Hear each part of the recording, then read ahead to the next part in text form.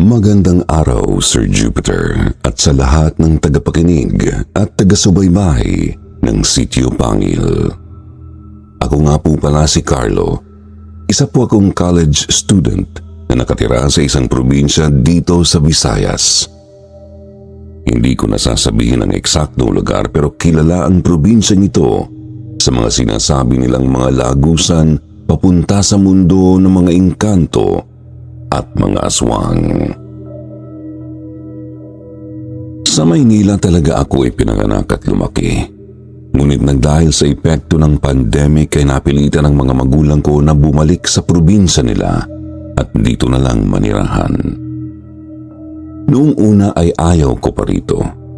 Akala ko noon ay mahihirapan akong mag-adjust pero hindi.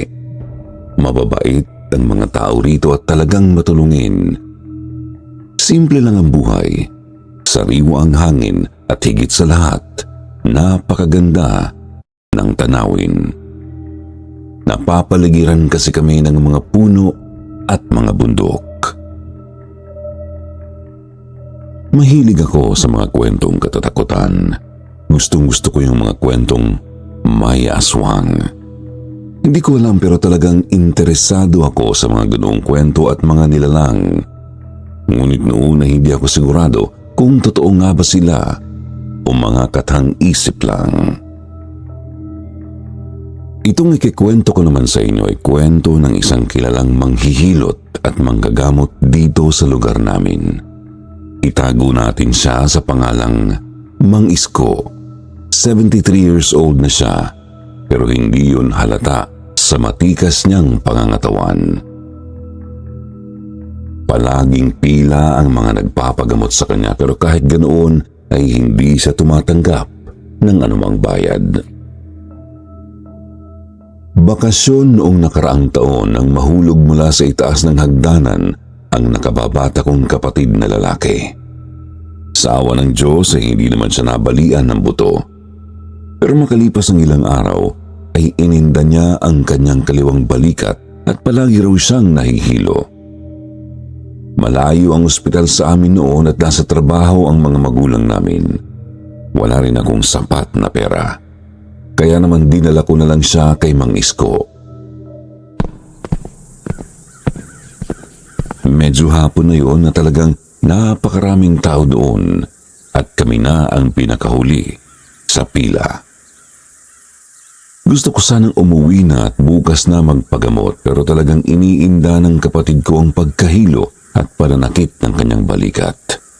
Kaya naghintay na lang kami. Palubog na ang araw nang tawagin kami sa loob ng bahay ng manggagamot.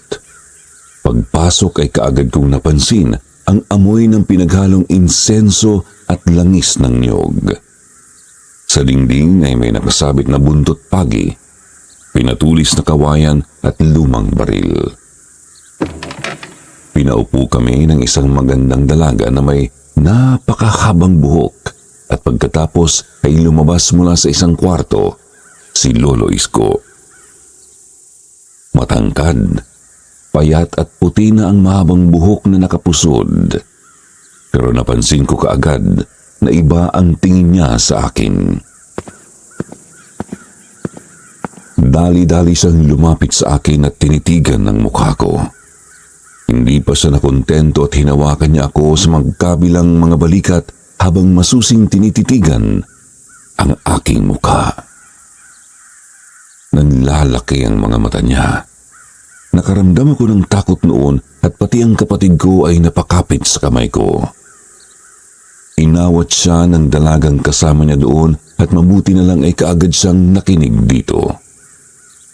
Humingi siya ng paumanhin at sinabing nagulat lamang siya dahil kamukhang-kamukha ko raw ang kaibigan niyang matagal nang namatay.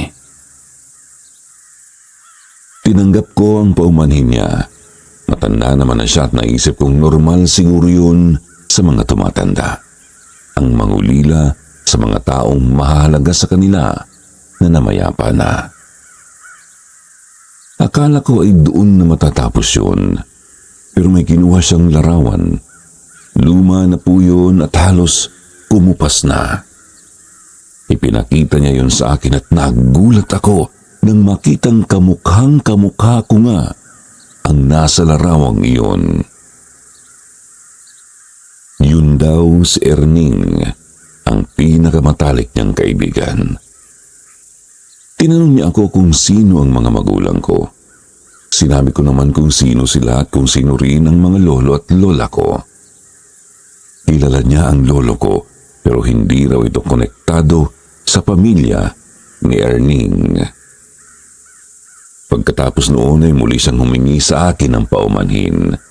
Hindi raw niya sinasadyang gulatin ako o takutin. Matapos yun ay hinawakan niya sa ulo ang kapatid ko. Magtatanong na sana si Lolo Isko kung ano ang masakit nang biglang sumuka ng kulay itim ang kapatid ko. Nagulat ako at napaurong ng upuan. Hindi naman itim ang kinain namin noong tanghalian. Wala rin kaming kinain kahit anong kulay itim sa buong araw. Napaiyak na rin ang kapatid ko sa takot pero kaagad kaming pinahinahon ni Lolo Isko.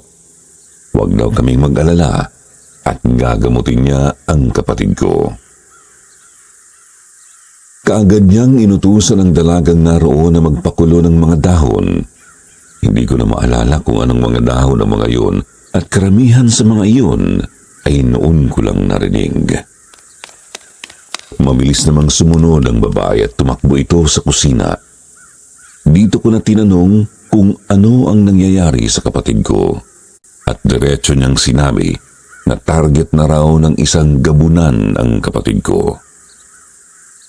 Ang gabunan daw ay isang uri ng aswang pero hindi raw ito basta-basta.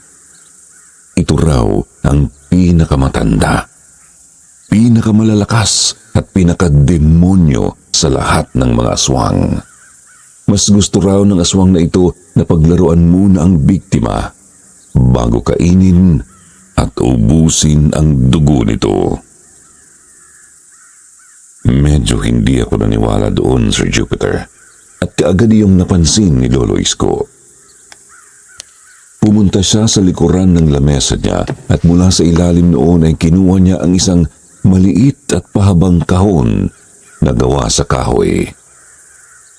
Lumapit siya sa akin at binuksan yun sa harapan ko at nagulat ako sa laman noon. Isa yung set ng pang-itaas at pang-ibabang mga ngipin, pero hindi lang basta mga ngipin ang mga yon. Mahahaba at matutuloy sa mga yon. Tinanong ko siya kung sa anong hayop galing yun at mas nagulat ako sa naging sagot niya. Ngipin daw yun ng isang gabunan na pinatay ng kanyang matalik na kaibigang si Erning.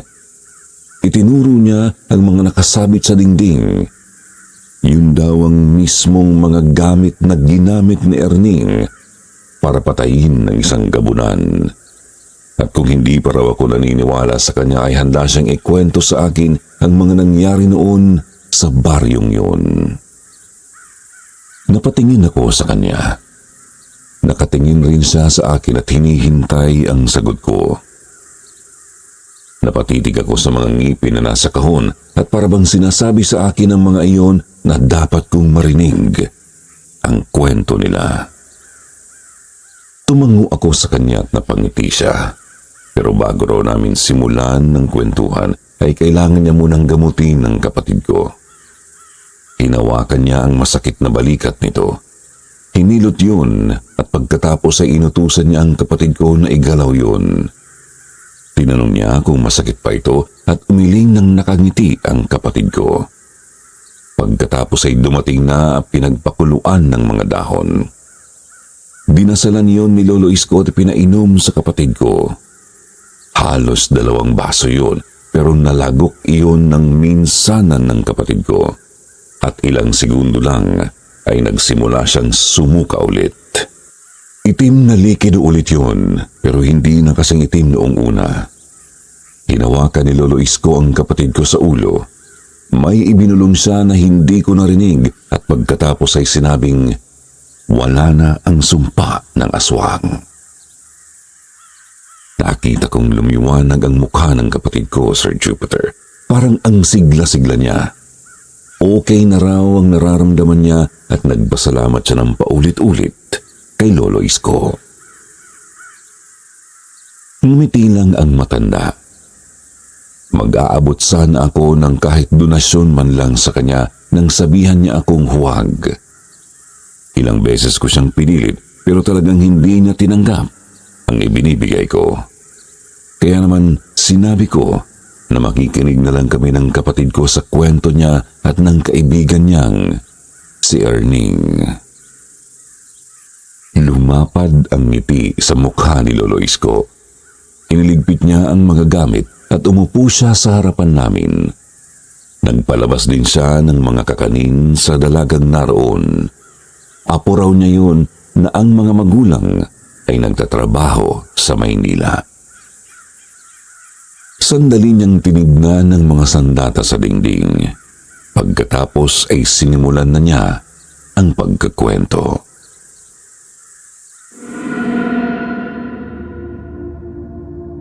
Taong 1973 raw nang magsimula ang kwento nila ni Erning. 22 anyos daw siya noon. May-ari ng isang talyer ang pamilya nila at dahil doon ay hindi na siya nag-aral. Ginusto niya kasing manahin ang negosyong yun kaya nagsanay siya ng pagmemekaniko sa ilalim ng kanyang mismong ama. Si Erning naman ay anak ng tauhan ng ama niya sa talyer. Sabay silang lumaki sa talyer at sabay naging mga mekaniko. Magaling na mekaniko si Erning at gustong-gusto raw ito ng ama ni Lolo Isko. Pero bukod sa pagiging mekaniko, ay kilala rin si Erning sa panggagamot. Namana raw nito ang kakayahang iyon sa lolo nito na kilala bilang isang napakagaling na albularyo sa lugar nila. Mekaniko sa umaga, albularyo sa gabi. Yun ang buhay ni Erning. Madalas na mas marami raw ang lumalapit na mga nagpapagamot kay Erning kaysa sa lolo nito. Magiliw kasi ito sa mga tao, lalo na sa mga bata at matatanda. Pero kabaliktaran yun ng lolo niyang kilala bilang si Mano Apo, ang mabangis na albularyo. Isang gabi matapos ang napakahabang araw ng pagtatrabaho ay niyaya raw siya ni Erning na pumunta sa bahay nila. Kaarawan daw kasi nito at may munting salo-salong inihanda ang ina nito. Inaya rin nito ang ama ni Lolo Isko at sabay-sabay silang pumunta sa lugar nila Erning. Wala raw balak na manggamot noong gabing yun si Erning. Pero nang makarating sila sa bahay nito ay may isang pamilya ang naghihintay rito. Mag-asawa at bitbit ng tatay ang anak nilang namumutla at lupaypay na. Hindi raw tinanggap ang mga ito ni Lolo Erning dahil nga hindi sila manggagamot noong araw na iyon. Pero nang makita ni Erning ang kalagayan ng bata ay kaagad nitong pinapasok ng bahay ang pamilya. Nagalit pa raw ang lolo nito pero hindi na ito pinansin ni Erning. Hinawakan lang daw ni Erning ang bata at nagsimula na itong magsisigaw. Sinabi ng binata na isinumpa ng mga nuno ang bata. Nasagi raw ng bata ang isang punso habang naglalaro, kaya naggalit ang mga nuno. Matagal na raw alam at ilang beses nang nakita ni Lolo Isko si Erning na manggamot, pero iba raw ang gabing yun. Iba di umano ang galit na ipinakita ng nuno at talagang kakilakilabot daw yun. Hinawakan raw ni Erning ang kamay ng bata at kinausap ang nuno na patawarin na ito. Pero sumigaw raw ang bata ng isang malakas na hindi. Nag-iba raw ang itsura nito. Tumulis ang mga tenga at numula ang mga mata. Nag-iba rin daw ang boses nito na parang naging boses ng matanda. Napaurong daw si Lolo Isko at ang tatay niya sa takot. Pero si Erning at ang mag-anak nito ay parang wala lang.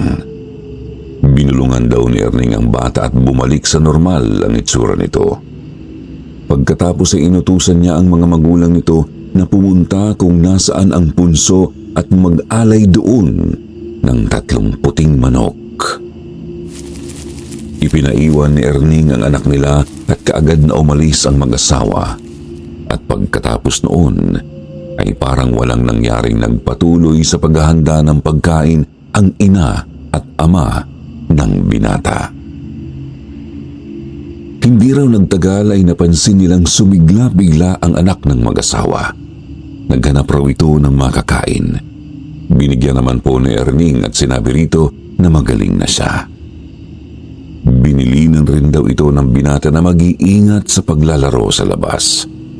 At ilang sandali pa ay dumating ang mga magulang nito.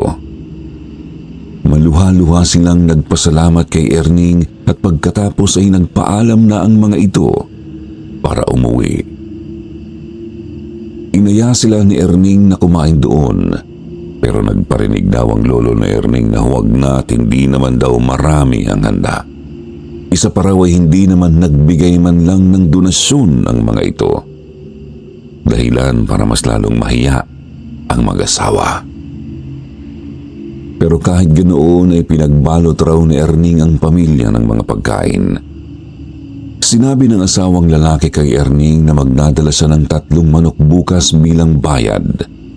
Pero sinabi ni Erning na hindi niya yon matatanggap. Gamitin na lang daw yon ng mag-anak at kainin. Muling nagpasalamat ang mag-asawa at ang bata bago tuluyang magpaalam. Dumating ang ilan sa mga pinsan ni Erning at nagsimula ang kainan na nasundan ng inuman. Dito raw nabanggit ng mga pinsan ni Erning ang tungkol sa kumakalat na mga balita tungkol sa isang aswang. Namataan daw yun sa kabilang baryo. Hinabol ng mga kalalakihan doon pero hindi nahuli. Tuwing gabi raw kasi ay laging may mga alagang hayop ang pinapatay doon. Sinipsip ang dugo at iniiwang bukas ang mga tiyan. Sumabat raw ang lolo ng mga ito na matagal na nitong nararamdaman ang mga aswang sa lugar. Nagbigay na rin daw ito ng babala sa mga pumupunta doon para magpagamot. Sinabi rin daw ng matanda na isang delubyo ang nalalapit na mangyari sa lugar nila. Kaya kailangan nilang maging handa at mag-ingat. Muli raw nakadama si Lolo Isko ng takot nang marinig yun. Ngunit nang mapansin yun ni Erning, ay kaagad nitong binago ang usapan. Sinabi nito na marami naman daw pangontra sa aswang at hindi yun basta-basta makakapanggulo sa lugar nila. Lalo na raw at naroon pa ang lolo nitong si Mano Apo. Lagpas hating gabi na nang mapagpasyahan nilang tapusin na ang inuman. Lasing na umuwi ang mga pinsan ni Erning at ang ama naman raw ni Lolo Isko ay nagpaalam na rin. Pero dahil tutulong raw si Lolo Isko sa paglilinis ng pinag-inuman nila ay nagpaiwan siya. Hindi naman daw siya masyadong uminom at nakinig lang sa mga kwento-kwento ng mga naroon. Ang ama naman raw ni Erning ay umalis para tignan ang lagay ng mga alaga nilang baboy. Buntis raw kasi ang dalawa sa mga ito. Mag-aalas 2 na raw nang matapos silang magligpit. Nakatulog na si Mano Apo at ang ina ni Erning. Pero hindi pa rin daw nakakabalik ang ama nito, kaya naman kumuha na sila ng mga flashlight at mga tabak para sundan ang ama ng kaibigan. May kalayuan rin kasi ang babuyan mula sa mismong bahay nila. Pero isang flashlight lang ang gumana, kaya naman isang sulo na lang ang dinala ni Lolo Isko. Habang naglalakad, ay may naramdaman daw kaagad noon si Lolo Isko na kakaiba. Parang may nagmamasid daw sa kanila mula sa mga puno at sa madidilim na mga bahagi. Hindi raw siya mapakali at bawat kaluskos na narinig niya ay tinutukan niya ng ilaw na dala niya. Pero wala siyang nakita na kakaiba. Nang malapit na raw sila sa babuyan ay nakarinig sila ng ingay. Tunog ng parang mamasa-masa at napupunit na bagay. Tumigil raw si Erning at binunot nito ang itak na nakasabit sa bewang nito. Sinabi raw nito sa kanya na ihanda ang sarili. Mayroon daw kasi doong nilalang na nagkukubli sa dilim. Dahan-dahan daw silang umabante. Binunot na rin daw ni Lolo Isko ang itak niya. Pero hindi raw niya alam noon kung magagamit niya yun. Nanginginig na raw kasi talaga ang mga kamay niya sa takot. Nang biglang tumigil si Erning, pinigilan rin daw siya nitong umabante pang muli at nang tingnan niya ito ay nakita raw niyang nanlalaki ang mga mata nito at nanginginig ang mga braso. Sinundan daw ni Lolo Isko ang direksyon kung saan nakatingin at nakatutok ang flashlight ng kaibigan at nagimbal siya sa kanyang nakita.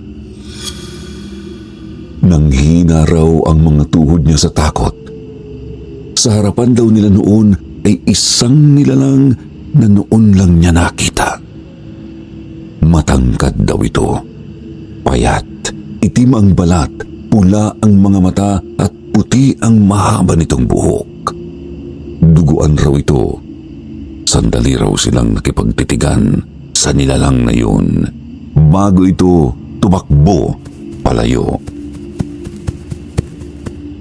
Nawala na raw ito sa linya ng liwanag ng flashlight. Narinig nila ang kaluskos nito na papalayo pero hindi nila ito nagawang habulin. Napako na lang daw kasi sila sa kanilang mga pwesto. Pero nang masiguro raw ni Lolo Isko na wala na ang aswang ay lakas loob siyang tumayo. Si Erning naman daw noon ay nahimasmasan na rin at nagsimula ng usisain ang lugar. Sinabi raw niya sa kaibigan na dapat na silang umalis pero sinabi raw nito na hindi maaari dahil baka inatake ng nilalang na yun ang tatay niya. Kaya naman kahit takot na takot ay tumuloy sila sa babuyan at muli raw silang kinilabutan sa nakita nilang dalawa. Sa 10 baboy raw na naroon, 2 lang ang natirang buhay. Wakwak ang tiyan ng 2 buntis na mga baboy at nagkalat na ang dugo at laman ng mga biik nito sa sahig. Halos masok raw si Lolo Isko sa nakita. Paatras na sana siya nang marinig niyang sumigaw si Erning. Kaagad niya itong nilapitan at napasigaw rin daw siya nang makita ang wala ng buhay na katawan ng ama ng kaibigan. Dilat raw ang mga mata nito at hawak ang isang pinatulis na kawayan pero naliligo na ito sa sariling dugo at nakalabas ang mga lamang loob. Sinubukan pa raw gisingin at buhatin ni Erning ang ama pero wala na talaga itong buhay. Kaya naman hinila na raw niya ang kaibigan pabalik ng bahay para sabihin sa ina nito at lolo ang nangyari.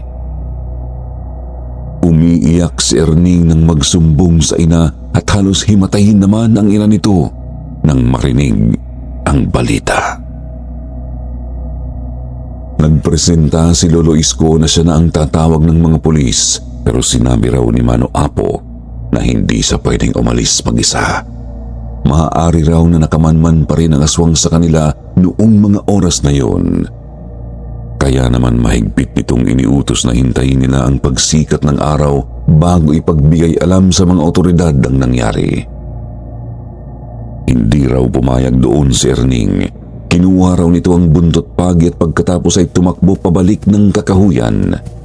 Pero hindi pa raw ito nakalalayo ay bigla itong natumba. Kaagad niyang nilapitan ng kaibigan at nagulat daw siya na namimilipit ito sa sakit habang nakahawak sa tiyan. Binuhat niya ito at ibinalik sa bahay at dito raw sinabi ni Mano Apo na sumpa iyon ng aswang. Hindi raw kasi nagdala ng pangontra si Erning. Pero ang ipinagtaka raw ni Lolo Isko noon ay kung bakit si Erning lang ang sinumpa ng aswang. Itinanong daw niya yun kay Mano Apo. Sinabi lang daw nito na nagkataon na mas matagal nagkatitigan ang aswang at si Erning kaysa sa kanya. Kaagad raw na nagpakulo ng iba't ibang uri ng dahon ng ina ni Erning at matapos yung dasalan ng matandang albularyo ay ipinainom yun sa binata. Kaagad raw na bumalik ang lakas ni Erning. Susugod daw sana itong muli nang magbanta na si Mano Apo dito. Kung totoo raw at tama ang paglalarawan nila sa nilalang na nakita nila ay hindi raw yun basta-bastang aswang. Isa raw yung gabunan at hindi raw namin kakayanin ng bagsik noon. Kinausap rin daw si Erning ng ina. Sinabi nito na nagdadalamhati siya at galit na galit siya sa gumawa noon sa ama nila. Pero wala raw silang magagawa kung hindi ang hintayin ang pagsikat ng araw. Sinabi rin daw ni Mano Apo na kahit umaga ay kayang umatake ng isang gabunan.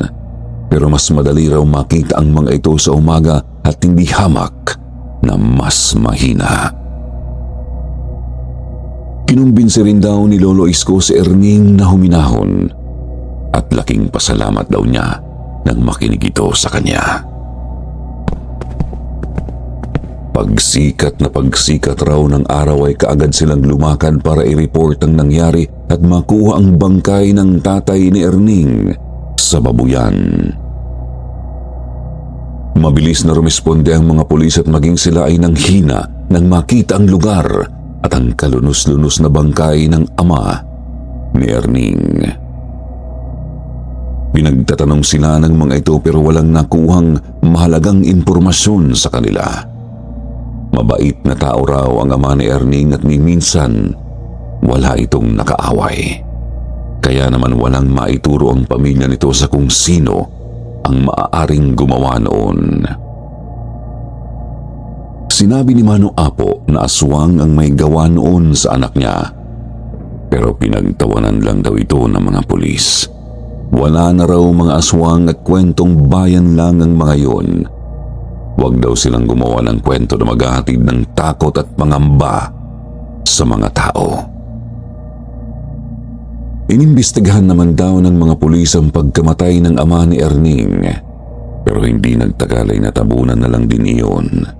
Ganoon daw kasi noon lalo na kung ordinaryong mamamayan ka lang at walang pera. Labis raw ang lungkot at galit na dadama ni Erning. Ilang araw din itong hindi pumunta sa talyer kahit nailibing na ang ama nito. Naging usap-usapan sa lugar nila ang nangyari sa ama nito at kumalat na ang kwento ng gabunan. Pero hindi naniwala ang otoridad. Iimbestigahan pa raw nila ang nangyari. Nagalit pa ang mga ito at nagbanta sa mga nagpapakalat ng balita tungkol sa mga aswang. Pero si Erning at ang mga pinsan nito ay desidido na hanapin ang aswang. Nais raw talaga nitong gumanti at gagawin raw nito ang lahat, mahuli lamang ang gabunan. Kinausap raw siya nito na kung ayaw niyang sumama sa grupo ay ayos lang. Pero sinabi raw ni Lolo Isko sa kaibigan na tutulong siya at hindi niya iiwan ang kaibigan. Sa umaga ay nagtatrabaho sila bilang mga mekaniko at sa gabi ay mga tagatugis ng aswang.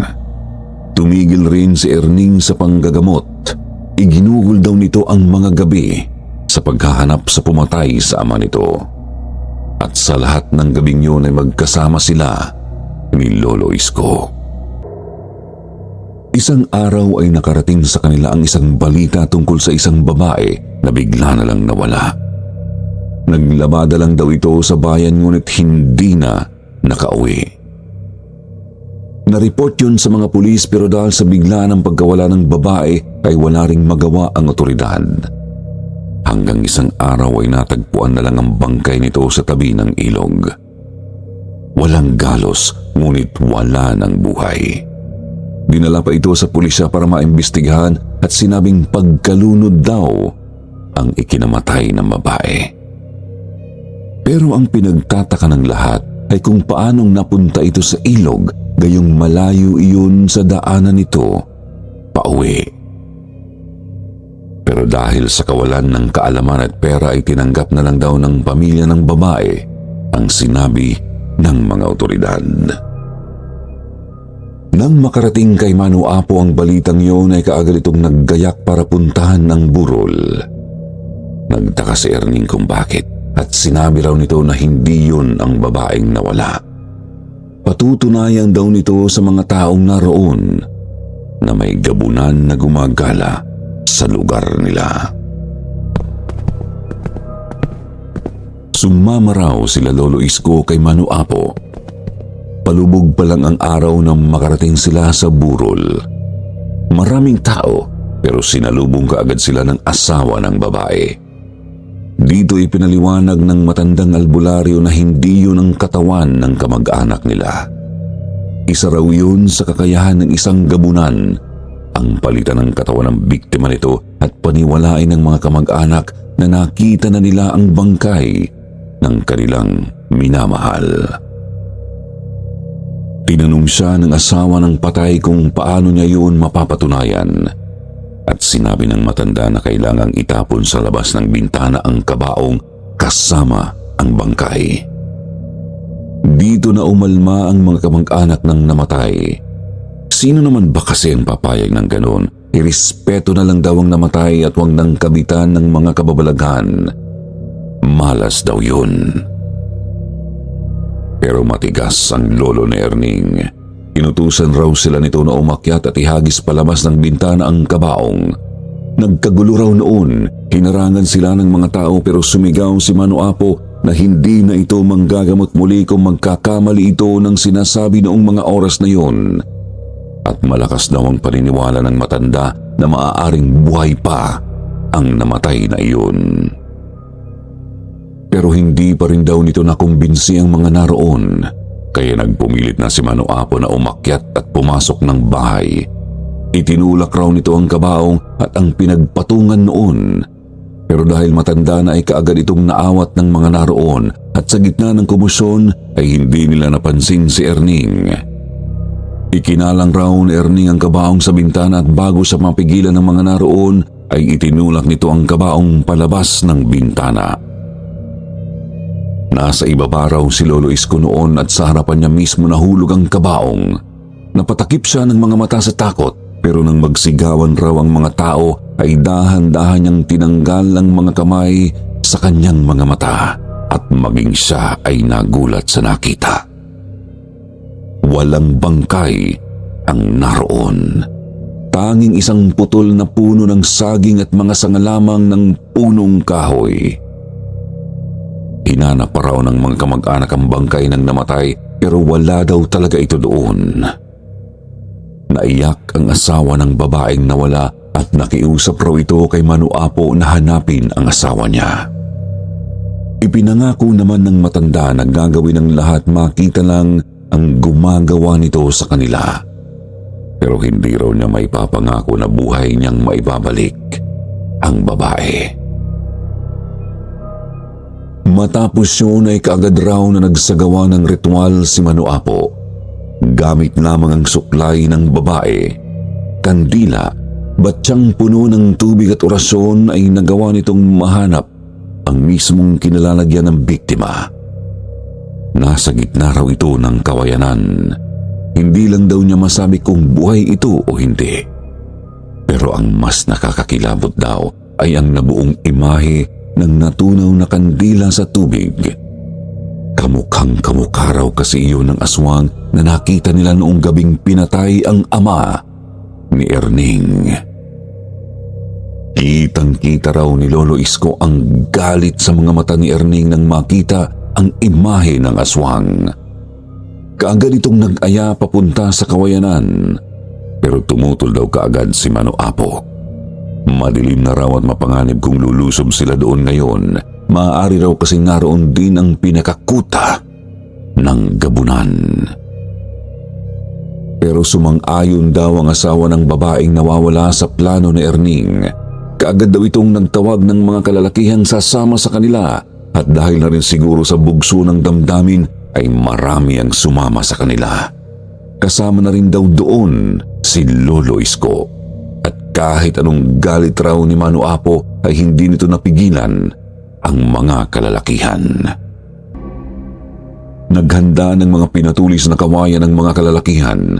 Ang ilan daw sa kanila ay naglabas ng mga bawang at asin. Si Lolo Isko at si Erning naman daw ay buntot pagi ang dala.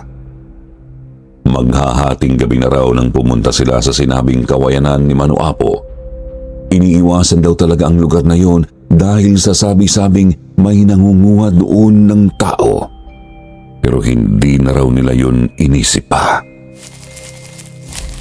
Pinasok nila ang masukal na lugar na yun, Sir Jupiter, at kaagad silang nakarinig ng pag-atungal. Hindi raw yun isang tao. Para daw iyong sigaw ng isang leon na galit na galit. Sinundan raw nila ang tunog at sa hindi kalayuan ay nakita nila ang hinahanap nila. Hindi ang aswang kundi ang babaeng nawawala. Nakasandal daw yun sa mga kawayan at duguan. Mainit pa raw ang katawan ng babae nang lapitan nila pero hindi na ito humihinga. Dahil raw doon ay lalong nagalit ang asawa ng babae. Sumigaw raw ito, isang malakas na sigaw ng pagdadalamhati at galit. Si Erning naman daw ay patuloy na naghanap sa paligid. Ganoon na rin ang ginawa ng iba kasama si Lolo Isko. Pero inabot na sila ng madaling araw ay hindi nila natagpuan ang gabunan. Hanggang sa sumikat na lang ang araw at dinala na lang nila ang patay ng babae para mailibing kaagad. Hindi na nila ipinagbigay alam sa otoridad ang nangyaring yun. Sigurado na kasi sila na hindi isang tao ang gumawa noon. At talagang wala na silang bilib sa mga pulis na tinatawanan lamang ang mga sumbong nila. Magmula raw noong araw na yon, mas pinaigting ang paghahanap sa aswang. Kinausap nila ang kanilang mga kabaryo na magsabi sa oras na makarinig o makakita ng kakaiba sa paligid nila. Binilinan din ng lahat na huwag magpapapasok o magbubukas ng pinto sa mga kumakatok lalo na sa gabi. Pinagsabit rin ng bawang at asin ng bawat tahanan. Sir Jupiter, walang gabi raw na pinalipas sina Erning at Lolo Isko na hindi nasusuyod ang mga lugar na maaaring pagtaguan ng aswang. Pati mga bagong lipat sa lugar nila at mga dayo, inusisa rin nila ng mabuti. Kahit umuulan o bumabagyo, ay patuloy sila sa paghanap sa halimaw na naghasik ng lagim sa kanilang lugar.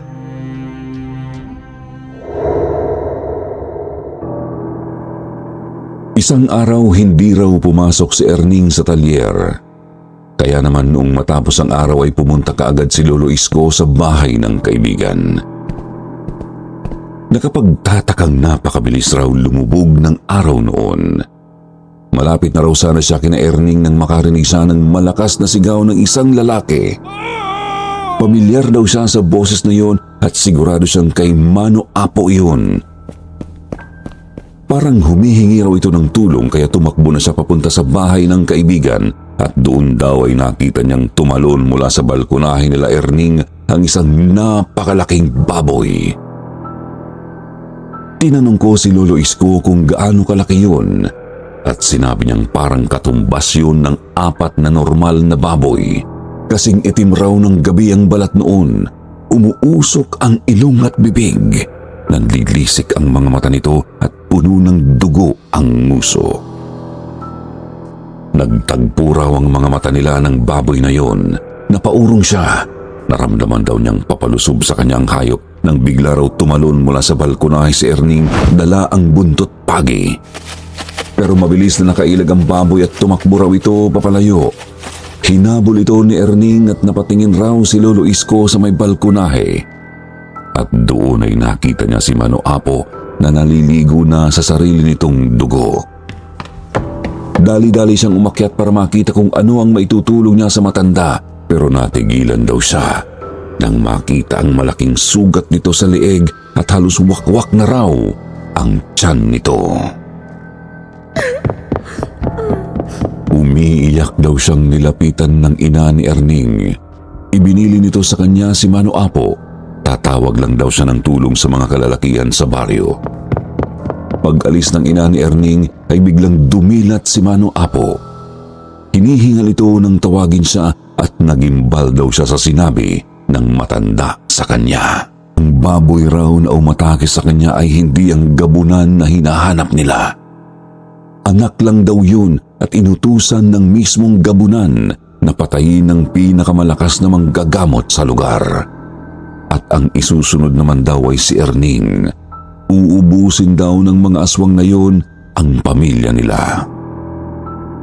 Inutusan siya ni Mano Apo na habulin si Erning at pagkatapos ay nawalan daw ito ng malay. Kaagad niya yung sinunod pero pagbaba niya ay nakasalubong niya ang kaibigan. Hindi raw nito naabutan ang baboy. Dadalhin daw muna niya si Mano Apo sa ospital bago hanapin ang aswang na lumusob sa kanila. Sinabi ni Lolo Isko ang mga sinabi ni Mano Apo sa kaibigan at nagulat rin ito sa narinig. Pagdating ng mga kalalakihan ay kaagad na nakiusap si Erning sa mga ito na dalhin ang lolo niya sa ospital. Pero nagising raw ang matanda at sinabi nito na huwag na siyang dalhin sa ospital. Tumutol si Erning doon pero nagmatigas si Mano Apo. Mamamatay raw siya sa lugar na yon pero hindi sa ospital. Sinubukan din daw ni Lolo Isko na kumbinsiin si Mano Apo pero hindi talaga ito nakinig. Wala nang nagawa pa si Erning at ang ina nito. Naisip rin daw ng binata na kung pupwersahin pa ang matanda na dalhin sa ospital ay baka lumala pa ang mga sugat nito at lalong mapasama. Sigurado raw kasing magpupumiglas ito.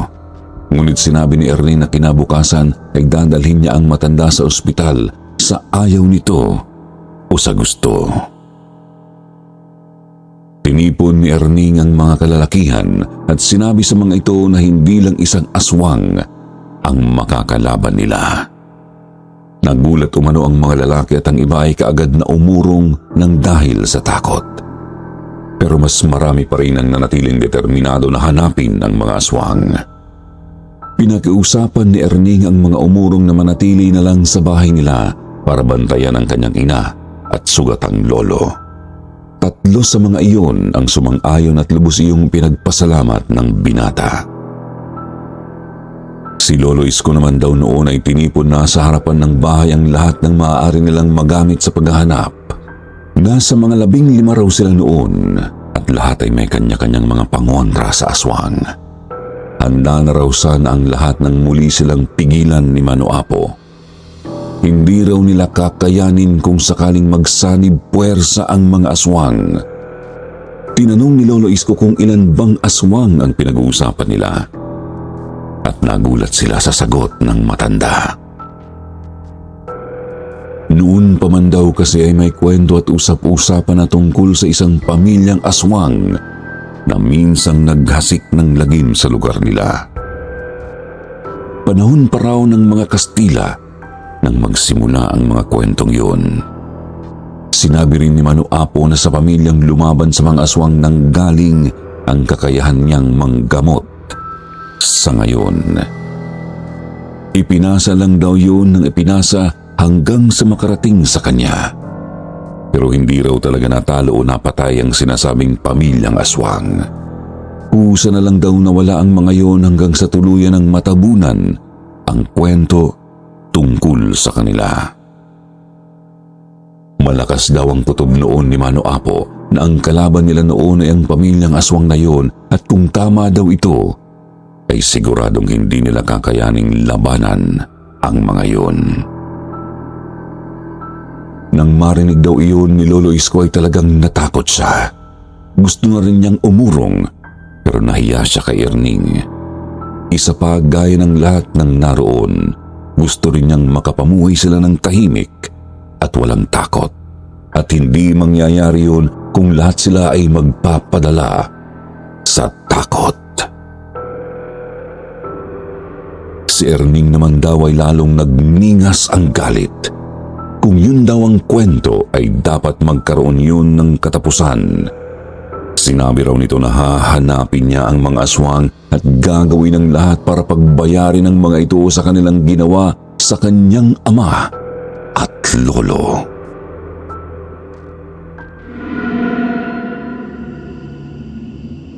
Pasado alas 8 raw nang mapagpasyahan na nilang pasukin ang kakahuyan. Naganda sila ng mga sulu at flashlight dahil napakadilim ng gabing yun. Wala na raw nagawa si Mano Apo para pigilan sila. Hindi nga rin daw maipaliwanag ni Lolo Isko kung paanong buhay pa at nakapagsasalita ang matanda sa ganoong kondisyon. At bago sila umalis ay nagbabala ito sa kanila na maaaring hindi na sila makalabas ng kakahuyan. Pero wala na raw pumansin doon. Lahat sila ay desidido, lahat ay desperado. Papasok pa lang daw sila ng kakahuyan nang makarinig sila ng isang malakas na tili ng babae, parang humihingi ng saklolo. Tatakbo na sana ang mga kalalakihan para sumaklolo nang pigilan sila ni Erning. Sinabi nito na mag-ingat dahil kayang-kaya silang linlangin ng mga aswang. Bigla raw lumakas ang ihip ng hangin at parang mapapatay noon ang apoy sa sulu na hawak ni Lolo Isko.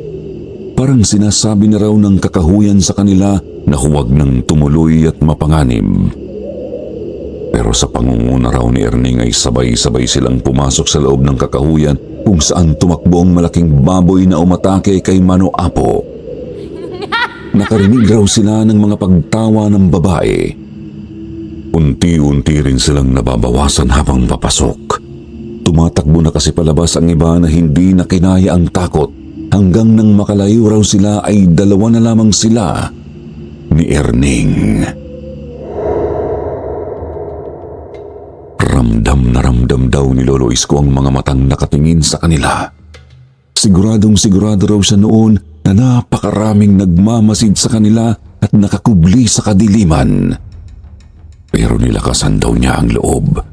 Hindi niya kasi maiwan at mapabayaan ang kaibigan. Nagpatuloy sila at habang palalim sila sa loob ng kakahuyan ay palakas ng palakas ang mga tawang naririnig nila. Hanggang sa sinalubong na raw sila ng malaking baboy na umatake kay Mano Apo. Nakatitig raw ito sa kanila tila galit na galit. Napako raw sila sa kanilang kinatatayuan. Gusto raw noon ni Lolo Isko na kumaripas ng takbo pero parang ayaw sumunod ng mga binti niya sa kanya.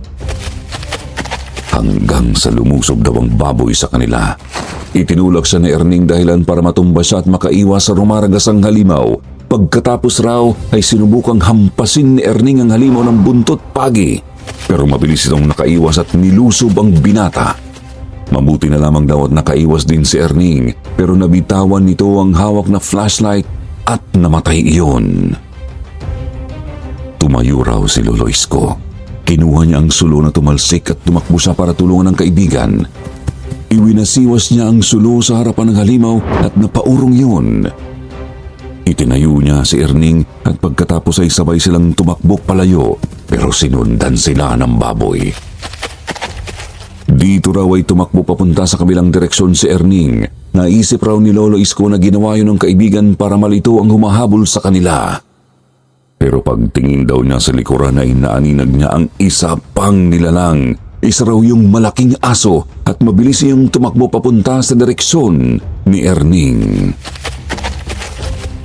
Kinuha niya ang supot ng asin sa kanyang bulsa at habang tumatakbo ay unti-unti niya iyong ikinalat sa daanan. Mabilis daw siyang tumakbo papunta kay Erning at halos naging magkaharapan sila ng malaking aso. Ibinato raw niya doon ang natirang asin. Umungol daw yun na parang nasasaktan at biglang umusok. Naabutan niya si Erning at sabay silang tumakbo pero napagod na sila at napagpasya nilang magtago sa likod ng isang malaking puno. Nakapagtataka raw na hindi pa sila nakalabas ng kakahuyan sa haba ng tinakbo nila. Pero naisip raw niya na malamang kagagawan yun ng mga aswang. Habang hinihingal at nakatago sa likod ng isang puno ay narinig nila ang isang tinig. Malalim raw ang boses na yun at buo. Tinawag raw nito si Erning at sinabing uubusin nito ang lahi ng kaibigan niya. At sa oras raw na mawala na sila Erning sa lugar ay sila na ang papalit bilang mga manggagamot doon. Sumagot daw si Erning na hindi yun mangyayari at hindi raw makakalimutan ni Lolo Isko ang sinabi ng kaibigan niya noong mga oras na yun. Hindi raw kailanman mananalo ang mga demonyo sa kabutihan. Hanggat mayroon daw busilak na puso ang nabubuhay ay walang puwang sa mundo ang mga kampon ng kasamaan. Humalakhak raw ang nilalang na kumausap sa kanila at pagkatapos ay naramdaman nila na umuga ang malaking puno kung saan sila nagtatago.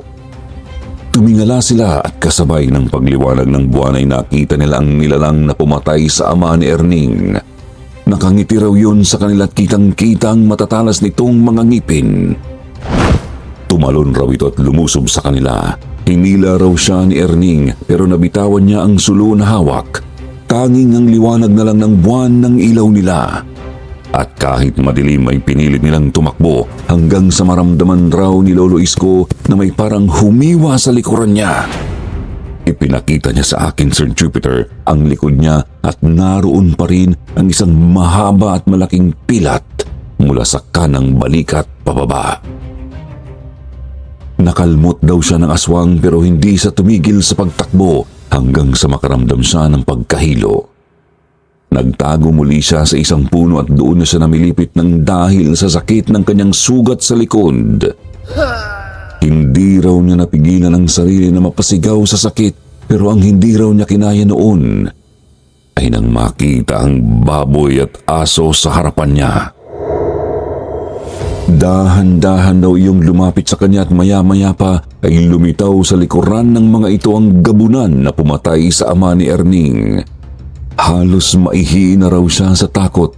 Dumukot siya sa kanyang bulsa pero wala na siyang nakuha na kahit ano doon. Buong akala raw niya ay katapusan na niya noong mga oras na yun. Pero bigla raw umusok ang mga aswang at narinig niya si Erning na sumisigaw at pinalalayas ang mga halimaw habang isinasaboy sa mga itong asin na dala. Nag-alisan daw ang mga aswang habang umuungol. Kaagad siyang itinayo ni Erning at tinanong kung kaya pa niyang maglakad. Kaya naman daw niya at pipilitin niyang tumakbo. Nagsimula raw mag-orasyon si Erning at hindi nagtagal ay narating nila ang dulo ng kakahuyan. Natumba sila ng sabay sa lupa. Napatingin pa raw si Lolo Isko sa loob ng kakahuyan at nakita pa niya ang tatlong nilalang na humabol sa kanila. Sunog raw ang balat ng gabunan at naglaho na lang sa dilim. Naroon lang din pala sa labas ng kakahuyan ang mga pinsan ni Erning at ilang mga kalalakihan. Kaagad silang inalalayan ng mga ito at inasikaso nila ang sugat sa likod ni Lolo Isko. Dadalhin na raw sana siya noon sa ospital nang bigla nilang narinig ang boses ni Mano Apo. Tinawag raw nito ang apo. Kaagad namang umakyat doon si Erning pero bumaba rin daw itong luhaan at hawak ang 3 medalyon at isang librito. At sinabi niya sa lahat na patay na si Mano Apo. Hindi na raw dinala si Lolo Isko sa ospital. Si Erning na raw ang mismong naglinis at gumamot sa sugat niya. Nag-iba rin daw ang kaibigan niya pagkatapos ng pangyayaring yun. Naging masyado itong tahimik hanggang sa mailibing si Mano Apo ay biglang nawala si Erning. Wala itong pinagsabihan kahit ang ina nito. Sinubukan daw ni Lolo Isko na hanapin ang kaibigan sa tulong ng mga pinsan nito pero talagang hindi ito nakita. Hanggang sa lumipas ang 3 taon, isang araw ay bigla raw may kumatok sa talyer ni Lamang Isko. At laking gulat daw niya nang makita si Erning. Pero nalungkot siya nang makita ang kalagayan ng kaibigan. Bulag na di umano ang kaliwang mata nito at putol ang kanang braso. Payat na raw ito at walang tigil sa kauubo. Tinanggap ng pamilya ni Lolo Isko si Erning sa bahay nila at ipinatawag ang ina nito na laking tuwa rin nang makita ang anak. Pero sinabi raw nito na hindi na rin magtatagal ang buhay niya. Natalo raw niya ang gabunan, pero nag-iwan ito ng isang sumpa sa kanya. Ibinigay ni Erning kay Lolo Isko ang isang supot na gawa sa tela. Binuksan daw yun ni Lolo Isko at nagulat siya nang makitang matatalas ng ngipin ang laman noon. Yun daw ang mga ngipin ng gabunan na pumatay sa ama ni Erning. At lahat daw ng ginamit nito sa pakikipaglaban sa aswang ay nakatago sa isang kubo sa itaas ng bundok, hindi kalayuan mula doon. Pagkatapos ay ibinilin din ni Erning ang mga medalyon at librito na ibinigay ni Mano Apo sa kanya. Sinabi raw nito sa kanya na ipagpatuloy ang panggagamot at pagtulong sa mga tao. Sinigurado rin daw ni Erning na nasa malayo na ang mga aswang na humabol sa kanila noon at totoo raw na may isang pamilya ng aswang ang nanirahan sa lugar na yon. Itinanong daw ni Lolo Isko kung bakit sa kanya pa iniwan ni Erning ang mga pamana ng lolo nito. Ngumiti lang daw ito at sinabing parang kapatid na ang turing nito sa kanya at siya lamang daw ang kilala nito na may busilak na puso. Lumipas ang isang buwan. Isang umaga ay hindi na raw nagising si Erning. Labis raw ang hinagpis ng ina nito at ganoon din si Lolo Isko. Kaya bilang pagbibigay galang at pagpugay sa kaibigan, ay inaral niya ang mga nasa libritong ibinigay nito at nagsimula siyang manggamot. Magmula raw noon ay isa na ang tinawag sa lugar na mekanikong albularyo. Hanggang sa magsara na ang talyer nila nang mamatay ang tatay niya. Lumipas na lang ang panahon at natanggal na ng tuluyan ang salitang mekaniko sa bansag sa kanya. Matapos ang kwento ay napansin kong nakatitig sa akin si Lolo Isko. Naalala raw niya ang isa sa mga sinabi ni Erning bago ito mamatay. Sinabi raw nito na kahit mamatay ito ay susubukan nitong makabalik muli. Sigurado raw kaya kamukha ko si Erning ay dahil ako mismo ang taong iyon na nabuhay muli. Pero nang makita ni Lolo Isko na natakot ang kapatid ko ay binawi niya iyon sa pagsasabing biro lang. Ngunit alam ko at nakita ko sa mga mata niya na umaasa siyang ako nga ang namatay niyang kaibigan. Nagpasalamat ako sa kanya sa panggagamot niya sa kapatid ko at sa napakagandang kwento. Pero bago kami tuluyang umalis ay binigyan niya kami ng kapatid ko ng isang supot na gawa sa tela. Maliit lang yun at kasya sa bulsa. Asin, bawang at isang maliit na pilak na bala na may orasyon raw ang laman ng mga iyon. At habang nasa amin yun, ay hindi kami malalapitan ng kahit anong mga aswang. Maaari daw kaming bumalik doon sa kanya anumang oras kahit na hindi naman kami magpapagamot. At mahigpit niyang ibinilin na mag-ingat kami lagi dahil mayroon na naman daw kumakalat na kwento ng gabunan sa ibang lugar. Napagtanto ko noon, Sir Jupiter, na talagang hindi pa talaga tayo pamilyar sa mundong ating kinagalawan. Marami pang misteryo ang dapat nating tuklasin at malaman. May mga kampon ng kasamaan ang nasa tabi-tabi lamang, nag-aabang at handang sunggaban at pahirapan tayo anumang oras. Hanggang dito na lamang po, Sir Jupiter. Salamat sa inyong pagtanggap sa liham kong ito. Sana ay may natutuhan at nag-enjoy kayo rito. At huwag sana nating kalimutan, totoo ang mga aswang. At nariyan lang sila sa tabi-tabi.